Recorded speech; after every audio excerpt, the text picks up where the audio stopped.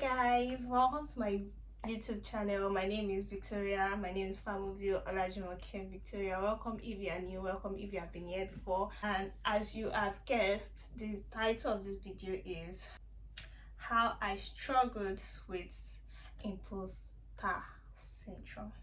So do not click away, scroll up, scroll down, whatever. Just watch this video to the end. Alright? Thank you. 1, 2, 3 그래 너 요새 너 조금 이상해졌어. I'm making this video because it's been a long while. It's been really long. I've made a sit down video, and I'm sitting in my room right here being very comfortable because I just felt like, okay, let me just do this video. And that brings me to what I meant by struggling with imposter syndrome. So imposter syndrome is this kind of state of mind where you feel you are not doing enough for yourself. So I watched this video last week and I was like, okay, I'm going to do a video on it because I was actually touched. This video is by Gina B. Hope I'm correct. I'll put her handle in my description, or in the description section of this video on YouTube. So I saw a video which is nice, by the way. She didn't talk about imposter syndrome, but what she talked about is content making and all of that, trying to encourage content creators.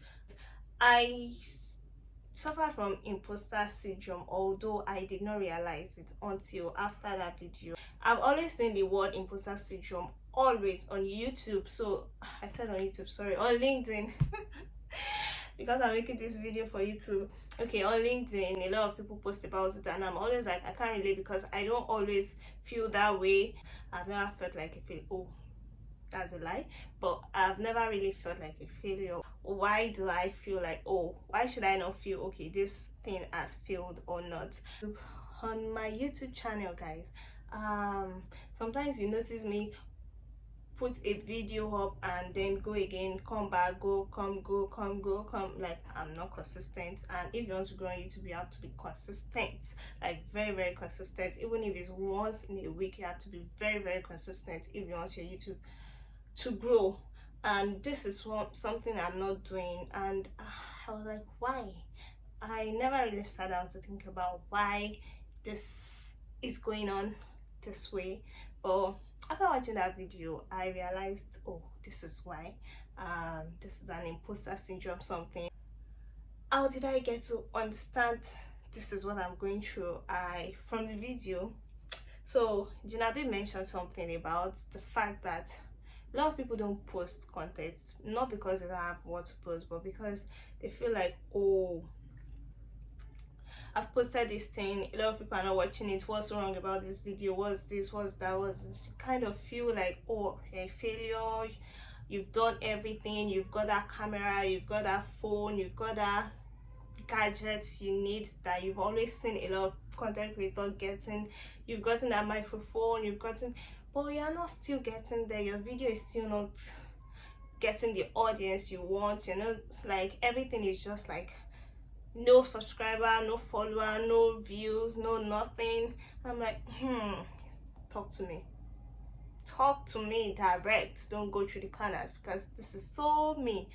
And then she mentioned something and I was like, ooh, preach it. Get what she said?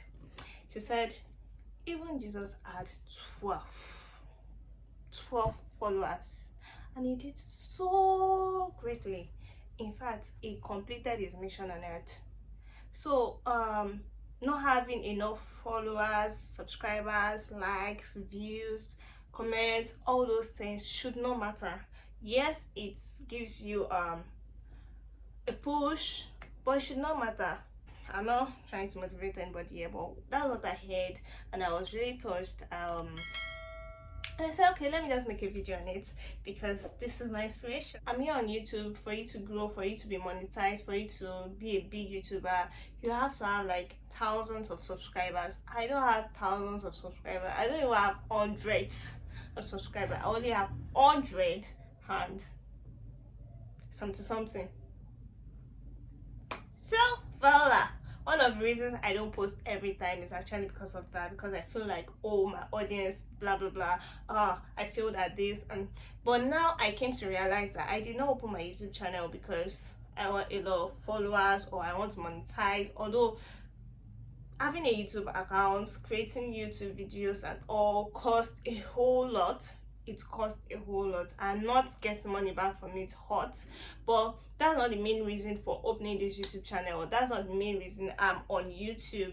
I'm a creator on YouTube. No, the only reason I'm a creator on YouTube is because someone actually believed in me, opened a YouTube channel for me, and because I really like talking to the camera. I really do enjoy talking to the camera, speaking to the camera, speaking to you, speaking to anybody, speaking to my audience basically. I lost my focus and I felt like, oh, I failed in this, and I don't like failing in something. If I fail at something, I press on. But YouTube was like my exception. I did not even like, I'm like, okay, it's just anytime I feel like, oh, if a lot of my friends ask me, oh, why have you not uploaded, okay, let me just go and upload one video on YouTube. But this time around, I had to clear my head. I had to tell myself, this is where I want to be, this is what I want to do you want to do it? I had to ask myself, do you want to do it? So one of the first way of getting over an imposter syndrome is actually knowing the problem. I knew the problem was because I wasn't getting a lot of traction as I wanted, and I was like, what am I doing wrong? But now I've changed my mindset. I'm just going to upload consistently, but not for everybody's consumption. It should just be me talking to the camera, talking to you also. If you enjoy my video, fine. If not, no problem. Because I felt that's one of the best way to get over an imposter syndrome. You have to understand the problem. It's just like solving a maths.